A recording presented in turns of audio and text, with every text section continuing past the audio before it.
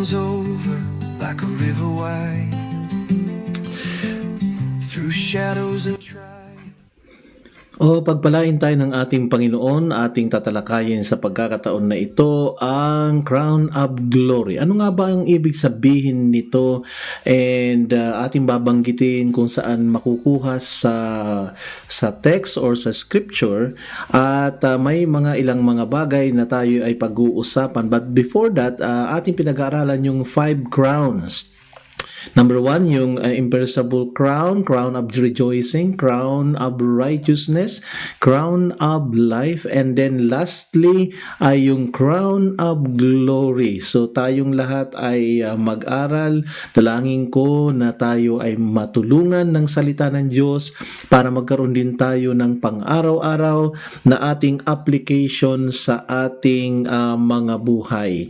So sa pagkakataon na ito, humanda tayong lahat sapagkat ang mga salita ng Lord ay napakahalaga at minsan pa ay tayo ay nagpapasalamat dahil sa oras, panahon at pagkakataon na nabigay niya sa atin na tayo ay makapagnilay ng kanyang salita. So ang ating pag-aaralan ngayon ay tungkol sa Crown of Glory, at dito aalamin natin bakit sinabi na Crown of Glory. Anong nangyari? Anong dahilan bakit may Crown of Glory?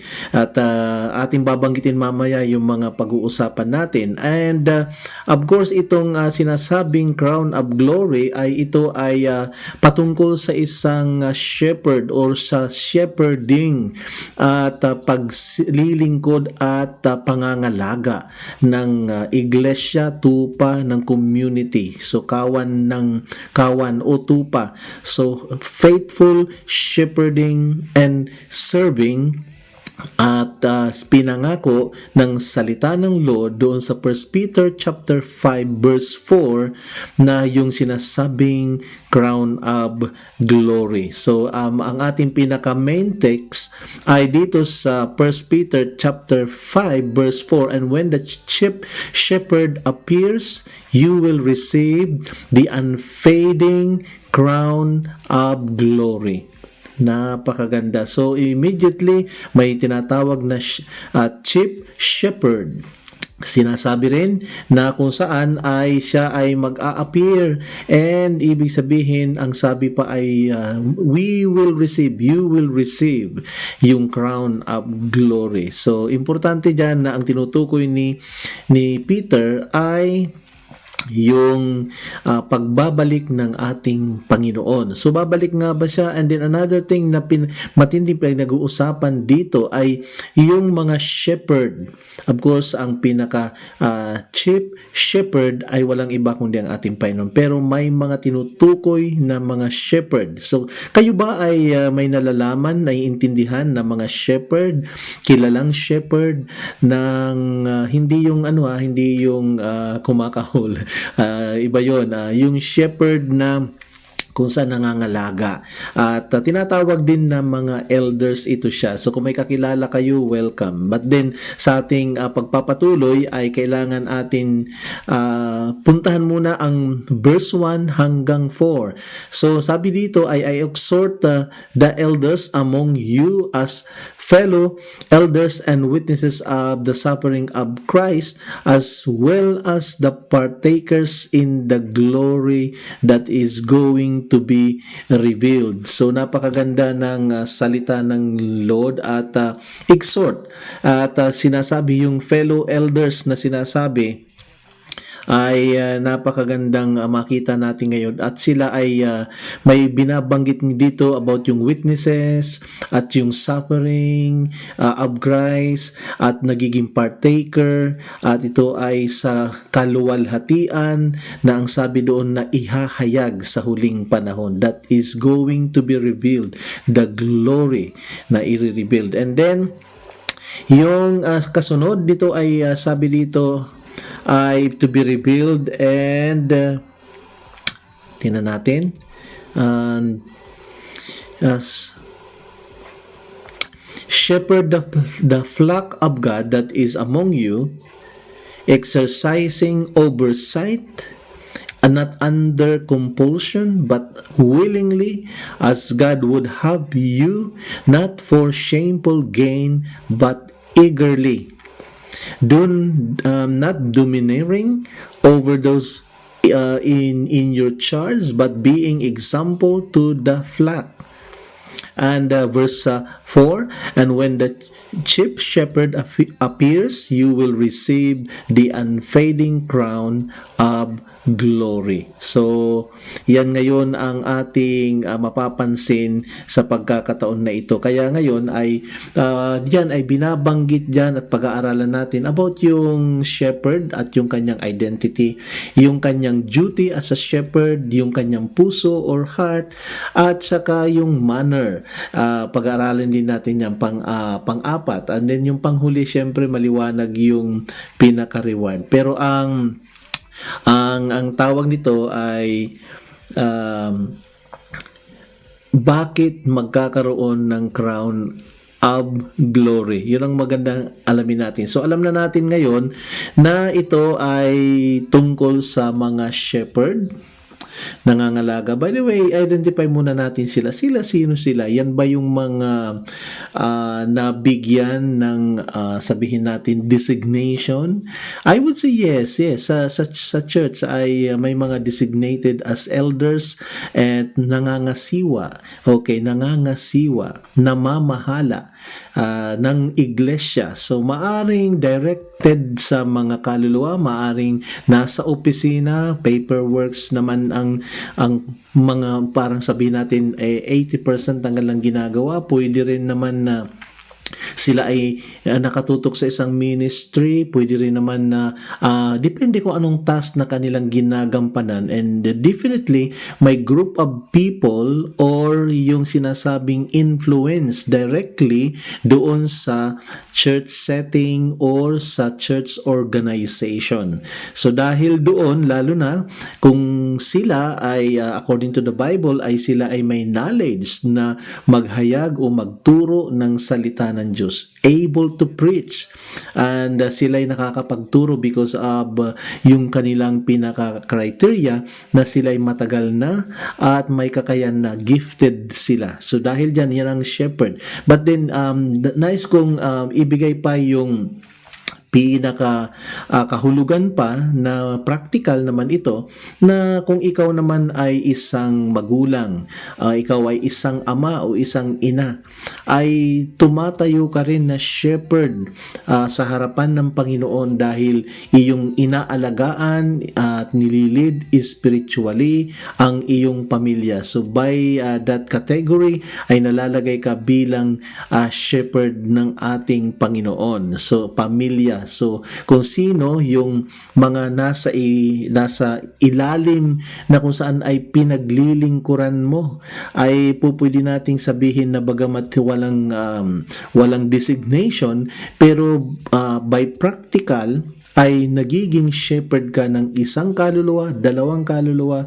Kaya napakahalaga na ma-confirm mo ngayon kung shepherd ka ng ating Panginoon. So mula yan doon sa pagiging saved at ikaw ay shepherd, and then nung nag-grow ka naman, ikaw naman ngayon ang shepherd o nangangalaga ng kaluluwa. So be it isa o dalawa, basta ibinigay sa iyo ng Lord yan, naramdam mo na ikaw ay ginagamit ng Diyos sa Kanya, and then gampanan mo yan, at dito makikita natin yung iba't ibang mga aspeto like yung identity, duties, at saka yung heart, at saka yung the manner in which they should lead or shepherd the flock, and siyempre yung pinaka-reward. Alright, so dahil dyan ay sa papuntahan muna natin yung pinaka-identity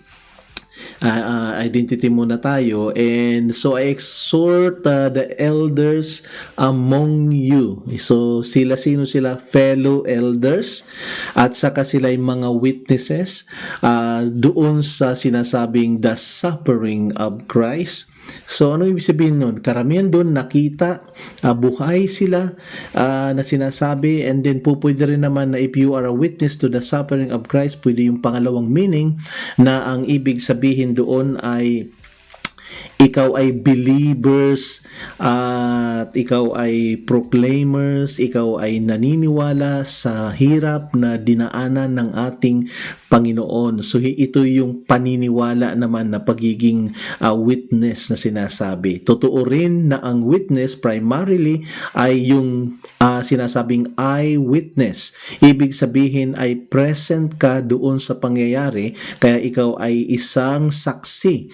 Pero pwede rin naman na sumasaksi ka, nagiging saksi ka dahil ikaw ay naging mananampalataya sa salita ng ating Panginoon. So, yan ang identity na kung saan ay ating makikita. Another ay partaker of or in the glory to be revealed na sinasabi. So, iyan ang pinaka-identity na kung saan ay mapapansin natin. So diyan ay ang mga spiritual leader ay sila ay marked by humility and sinasabing eternal perspective.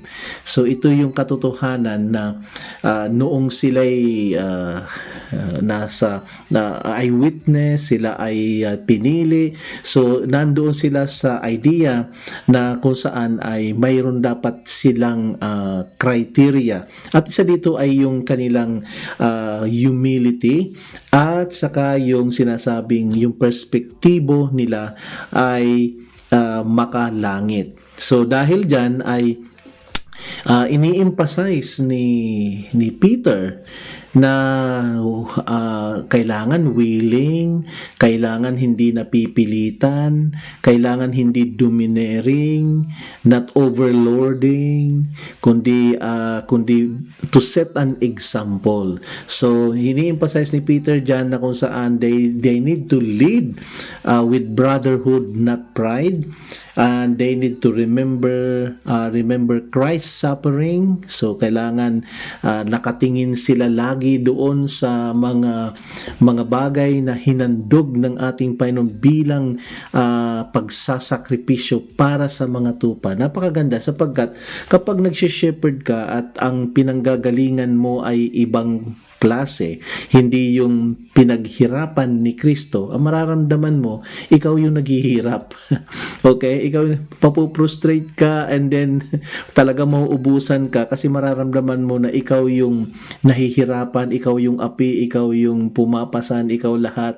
But then, pagbabalik ka ngayon kay Lord nga di ba? So, mga ganon, yung kanyang tinamo ay kulang pa yung ating nararanasan na hirap sa hirap ng inabot ng ating Panginoon. So yung idea na ni-remind ni Peter sila about at sinabi na you are fellow brothers who also sabi ng ganun ay yung sinasabing suffering ng ating Panginoon. So at kanila o si Peter ay tinuturuan sila na to look forward in spite of the heavy burden, sabi natin heavy burden agad, doon sa future glory na nag-aantay sa kanila.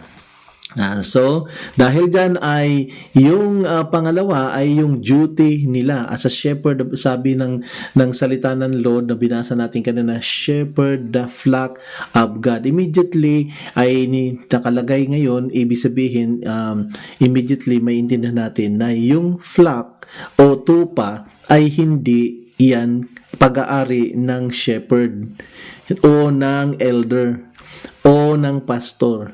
Kung sino mang leader, hindi ito talaga pag-aari ng mga nangangasiwa, kundi yan ay pag-aari yan, purchase yan ng ating Panginoon. At sila ay naroon to oversight, to do the pag-oversight, pangangasiwa, pagmamasid na sinasabi. So, importante na malaman yung pinaka-duty na kung saan ay nakikita doon, includes yung feeding of the flock na sinasabi. At saka yung protecting the flock from error, importante yun. At yung sinasabing guiding the flock in truth, mahalaga yun. At saka yung caring for the flock personally. So, yan ang mga feeding, protecting, guiding, and caring. So, iyon ang matinding trabaho. Madali po ba yun? Madali po ba yun? I would say, hindi po madali yun. Inuunan atin na pong binibigyan ng diin hindi madali. Bakit?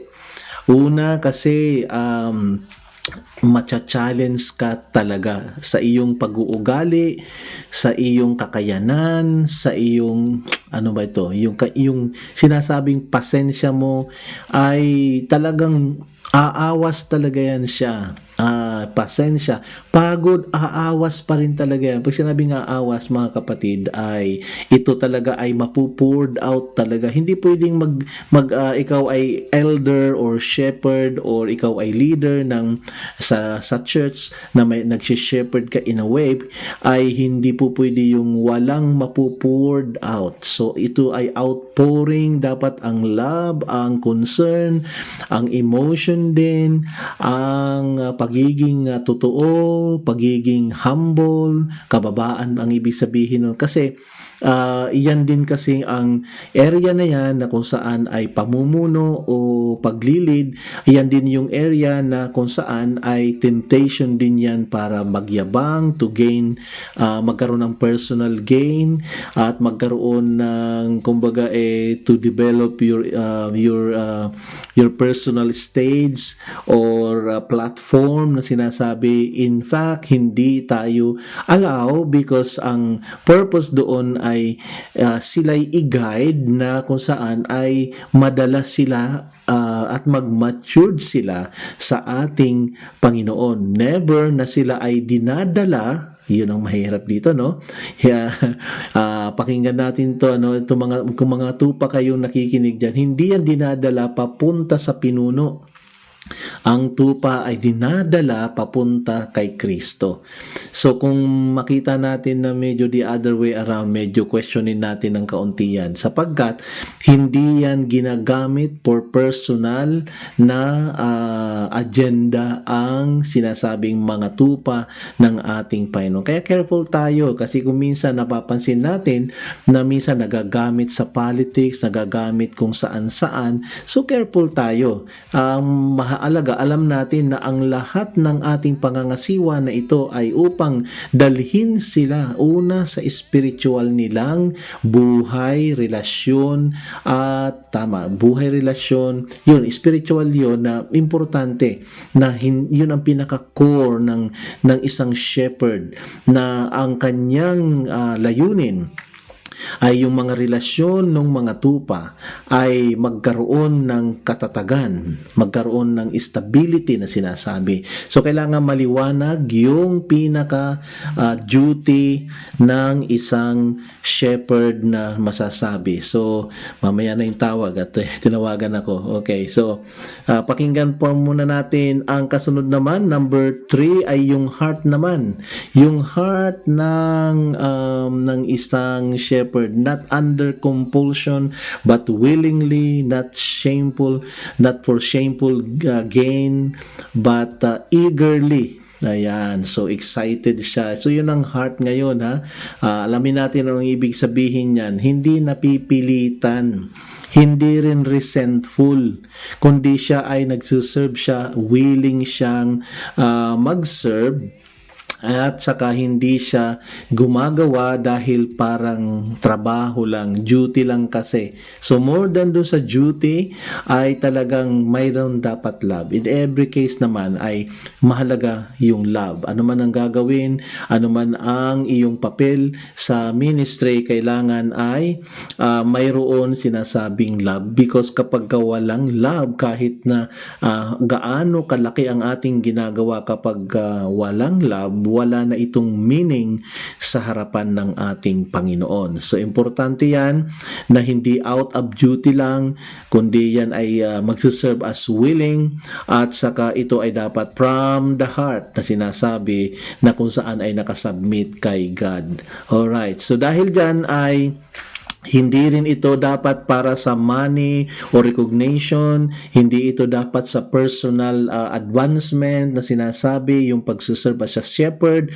but with joy and readiness na sinasabi. So wow, money, recognition, and personal achievement. Now, kung minsan kapag hindi alam ng mga mananampalataya ay nadadaya tayo. Kaya sana nawa ay sa ating pakikinig ngayon ay kaya nating i-identify yung mga shepherd na nagkukunwari at hindi totoo, kundi mayroon silang layuning personal. Because dahil dito sa 1 Peter na kung saan ating pinag-aaralan ay makikita natin ang pagkakaiba ng sinasabing mga shepherd. So wag nating kalilimutan 1 Peter chapter 5 verse 4 na ang mga shepherd na ito talagang maingat talaga sila at talagang sabihin natin na hindi pwedeng lumusot, hindi po pwedeng malihis, hindi pwedeng magkamali kasi ito ay pamahalaan ng ating Panginoon.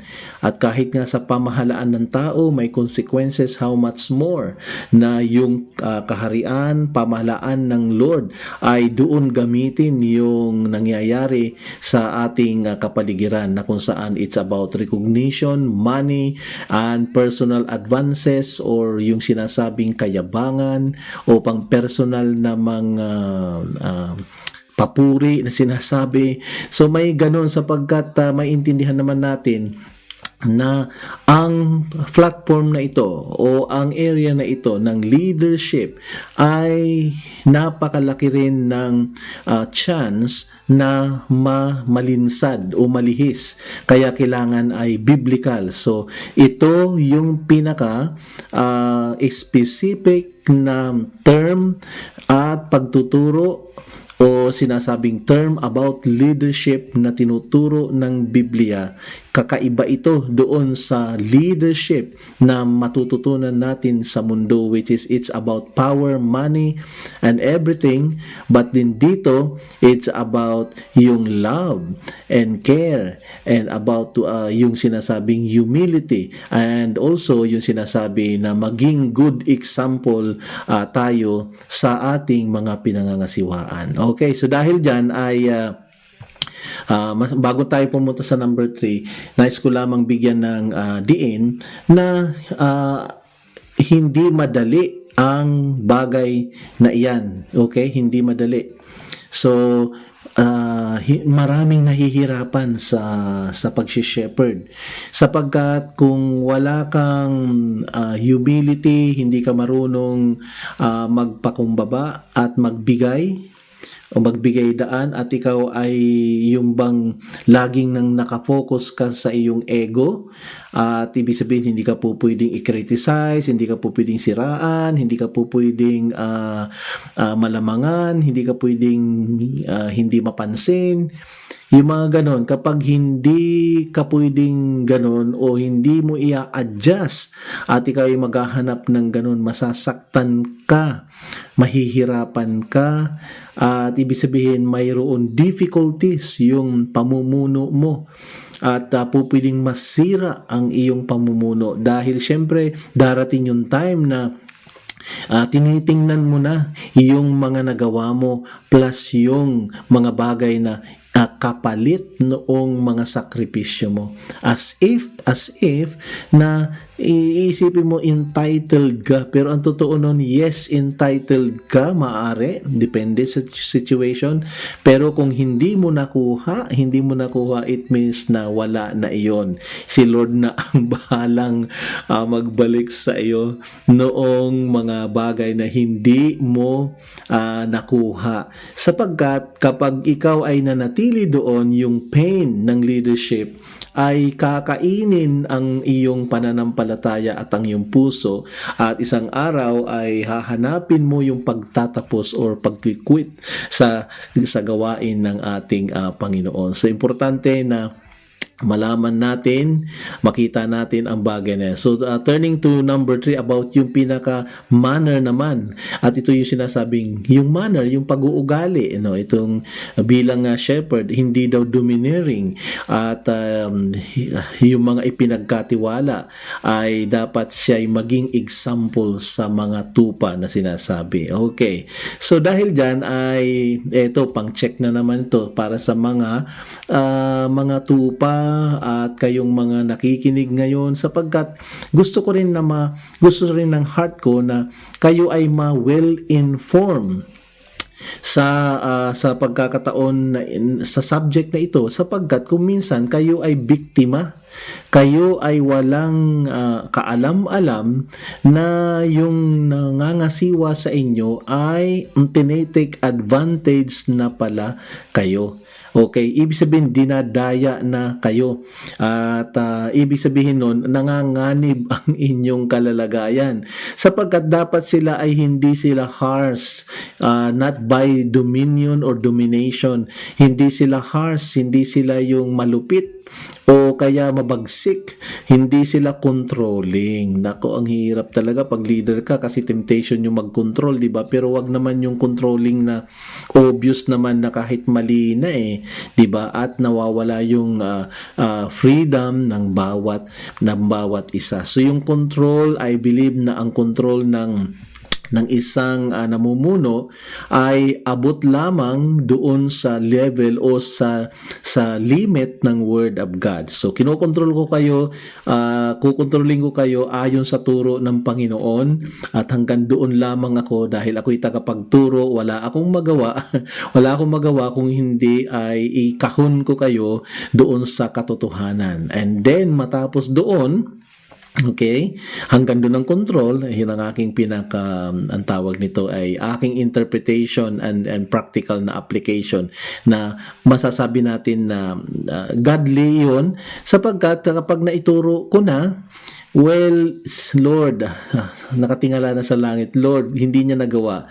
So, hindi natin po pwede na ang mangyayari, hindi niya nagawa din, ang tawag doon ay ating paluin, ating saktan, yung mga ganun na idea na hindi naman literal na papaluin, kundi parang tayo ay galit dahil hindi niya nagawa. Mahirap yung transition na yun actually. And then, ibig sabihin lamang na kung nakikita mo na nag-fail yung pinamumunuan mo, talagang mayroon talagang pain yan. Kasi dahil nga doon sa idea na sinabi mo na, tinuro mo na, hindi pa rin ginawa. Diba? So, doon papasok yung maaari kang maging harsh, maaari kang maging controlling, nagpaparinig ka, hindi binigyan, okay?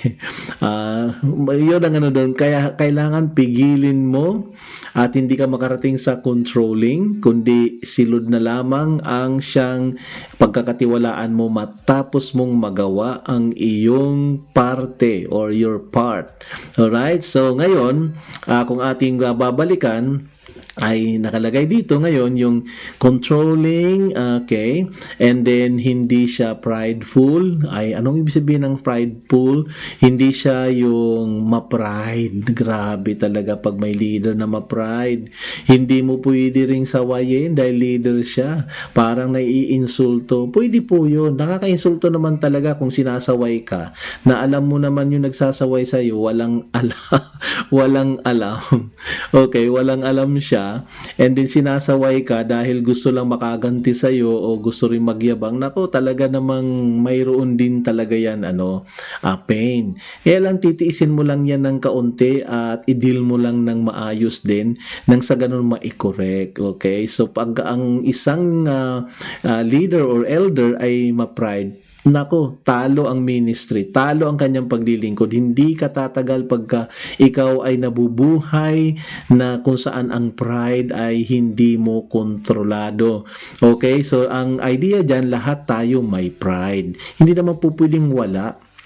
Kasi ang pride ay may maganda rin, may good side din yan. Ang pride naman na hindi mabuti ay yung pride naman na kung saan ay lumalabag ka sa tamang pag-uugali at tamang katuruan ng salita ng Diyos. Okay. Ngayon, kung sasabihin mo, wow, talaga naman, yung church ko, halimbawa, ganun, mayroon kang pride na pinagmamalaki mo yung mga bagay na mabuti. Part din yan ng yung pride natin yan na nagtatagumpay tayo, na tayo'y naka-overcome. Okay lang yan. So, kontrolado. Okay. Hindi nalalabag yung hindi nalalabag yung salita ni Lord, okay?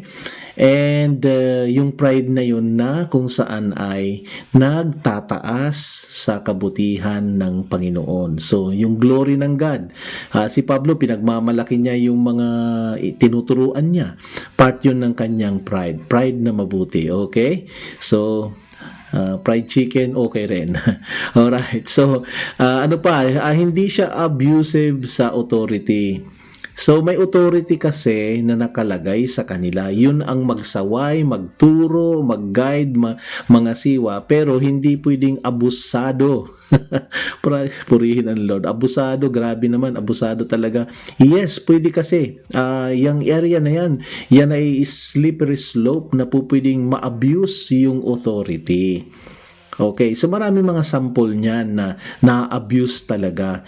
At ang ibig sabihin lamang yan na yung power and authority na yun ay nagamit para magkaroon ng mag-cause ng kasalanan at mag-cause na kung saan ay mababali ang prinsipyo ng Diyos. Mga bagay na ganun. So yung authority or abuse of authority, maraming naapektuhan yan kapag yan ay nakarating sa pagiging abusive or inabuse na sinasabi yung authority or kapangyarihan. So yan ang sinasabi na kung saan ay ang isang shepherd, it should be na ang manner niya ay maayos siya at wala ang mga bagay na ito. Marami pa ang nakasulat sa Biblia pero at least dito lamang ay nabigyan natin ng kaunting diin ang portion na ito. So, ang kasunod naman doon, part ng manner niya, letter B, ay yung sinasabing yung good example siya sa kanyang leadership, sa pamamagitan ng kanyang karakter, at saka sa kanyang holiness at yung kanyang visible na obedience sa ating Panginoon. So holiness, character niya, so yung leadership na yon doon nagfo-flow sa kanyang pag-uugali, character, kabanalan. Ang hirap nito. Mahirap din yung sa character na by example pakita mo sa character mo kasi kadalasan ay mayroon din mga flaws at mayroon pang hindi pa polished na mga pag-uugali. Sa kabanalan naman ay napakahirap din dahil hindi pa ganap. Pero hopefully ay kung ano man yung na-develop na ay doon naman ay makikita yung sinasabing holiness na ito sa mga bagay-bagay. Diba? So, giving and everything, sacrifice, commitment, dapat may kabanalan na. Ibig sabihin ng kabanalan doon ay na-attain niya na yung requirements o hinihingi ng ating Panginoon kahit papaano. Mayroon ng demonstration naman. At saka sa leadership niya ay dapat ay visible yung sinasabing obedience. Hindi pwedeng sikreto yung obedience. Masunurin ako kay Lord, siya lang nakakaalam. Hindi.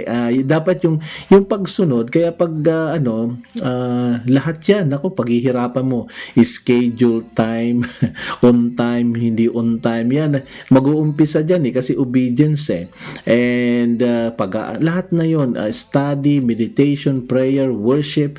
So, hindi po pwede na iisa lang ang best mo.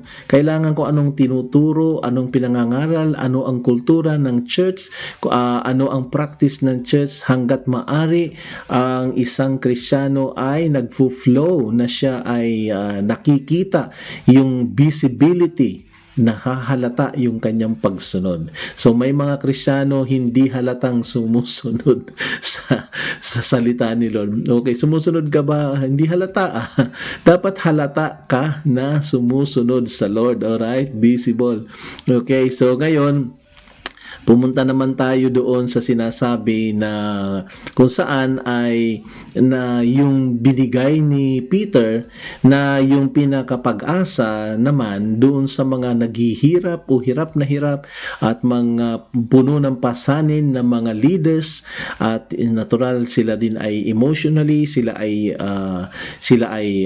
puno o sabi natin ay may burden emotional, kumisan pati nga sa pera, sa money ay burden pa rin kasi may mga nililibre at may tinutulungan, mga ganyan. So ang encouragement naman ni Peter ay ang pinaka chief shepherd naman ay darating, at ang ibig sabihin ay ang lahat ng leaders ay nagsiserve under him, at nakikita ang lahat ng gawa nila kung ito ay faithful service or lip service or wala lang na paglilingkod, now you see, now you don't. Naku, nakikita pala yun, diba? On and off na paglilingkod, hindi mo malaman kung may commitment, hindi mo malaman kung maasahan mo. So unreliable na paglilingkod, hindi po pwede yun. At sinasabi na lagot kayo, darating siya.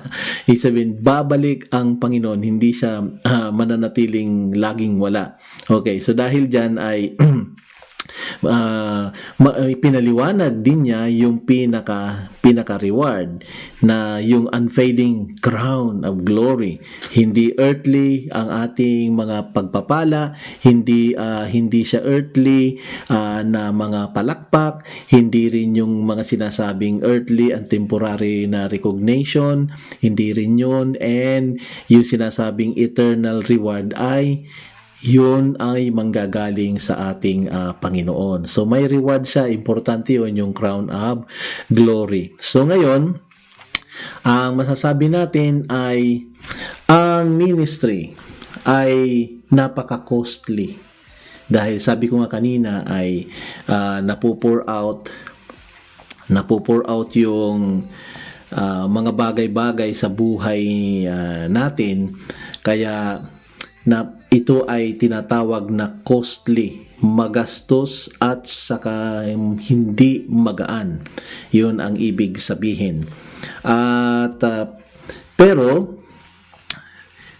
ang mangyayari naman ay it will be rewarded naman pagdating ng panahon. So kailangan lang ay magtiyaga tayo, okay? Alright, so faithful shepherd do not live for position. Importanteng maintindihan natin yon. Hindi siya nabubuhay dahil hindi siya nandoon para siya ay kumita. Hindi siya nandoon dahil sa power. Hindi siya nandoon para lang sa mga pang-personal na pangangailangan. So, position, profit, and power, hindi yon ang faithful shepherd. Ang faithful shepherd ay lahat kanyang binubuhos kung ano ang kakayanan at kaloob sa kanya ng Lord. Kaya doon ay importante na sa ating paglilid, mahalaga ba ang identity? Well, dapat identified ka kay Jesus Christ at ikaw ay may relasyon sa Kanya. And then, yung duty natin, importante, care, shepherding, feeding, okay, and leading the flock.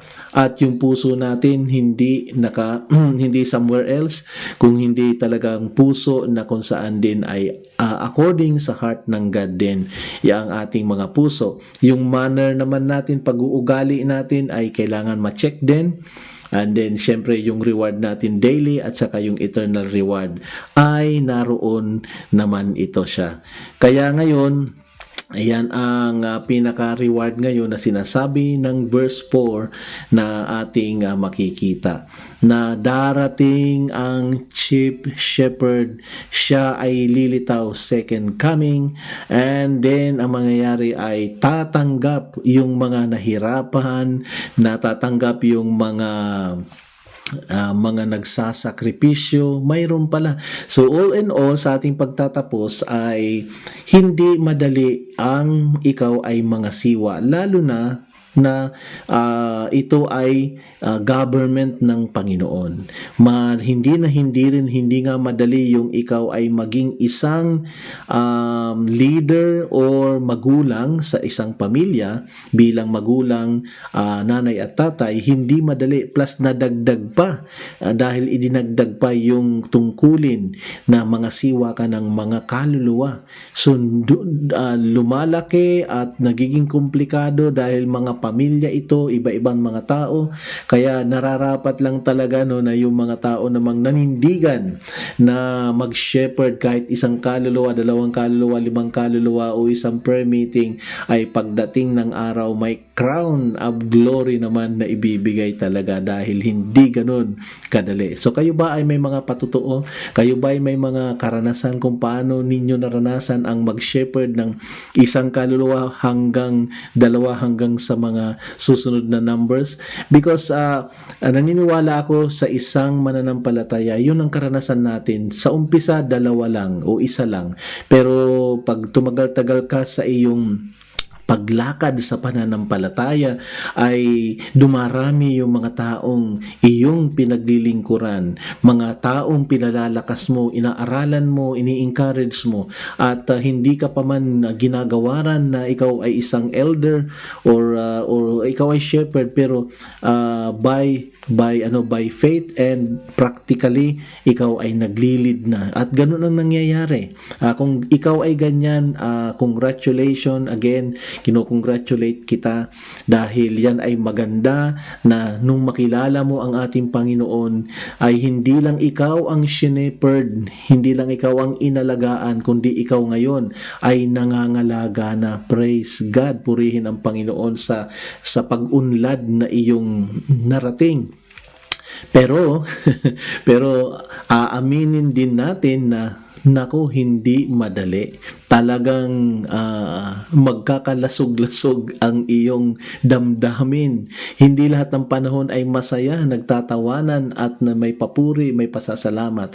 May panahon din ng mga kagipitan o mga difficulties ng relationship at kung ano-ano pa. Yung pressure mo sa loob ng iyong household, and then yung pressure mo outside ng household mo, pamilya mo, ay ito ay nagko-complicate doon sa ating pagiging shepherd ng ating Panginoon. Kaya ang mahalaga ay kapit lamang tayo na nakatuon tayo sa suffering ni Jesus Christ, kasi doon ay machi-check natin na walang-wala pa sa kalahati yung ating mga dinadaanang mga hirap sa dinaanan ng ating Panginoon. At ang lahat ng dinaanan niyang hirap ay it's because sa atin na mga tupa, inihandog niya ang kanyang sarili alang-alang sa atin para tayo ay magkamit ng buhay na walang hanggan. In like manner, ay gusto rin ng Panginoon na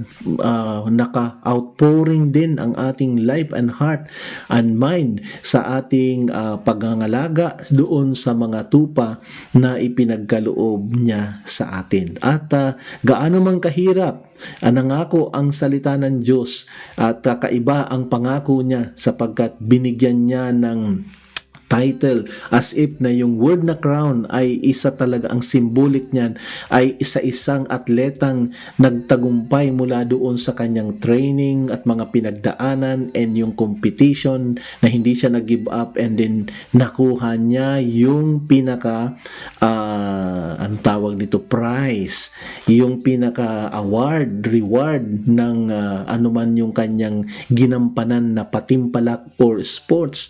Kaya mayroon recognition na sinasabi, may awarding doon sa mga, syempre naghirap sila kaya naabot nila yon. Now in like manner na dito na binibigyan ng recognition ng Biblia o ng salita ng Diyos na talagang may mangyayari pagdating ng time doon sa mga nangalaga, okay? At nag-alaga sila ng mga kapatiran, kaluluwa upang madala kay Kristo. Sila naman ay may crown of glory. Okay, crown of glory na sinasabi. Kung ano man yun sa physical o sa spiritual na kalalagayan, but then it is something na kakaiba sapagkat yan ay paggagawad ng tao, no, ng Diyos sa mga nahirapan. Tunay bang nahirapan? Yes, talagang hindi rin madali. Kaya naman mayroon reward. So okay, so sa inyong lahat, maraming salamat. Nawa ay patuloy lang tayong magtiis-tiis, patuloy na mag-shepherd kahit na maraming mga pagsubok and difficulties, and kabahagi din yan ng ating paglago at kabahagi din yan na tayo rin as a shepherd ay binabago ng ating Panginoon. Sa inyong lahat, maraming salamat and God bless you all and see you next time. trials I cannot hide.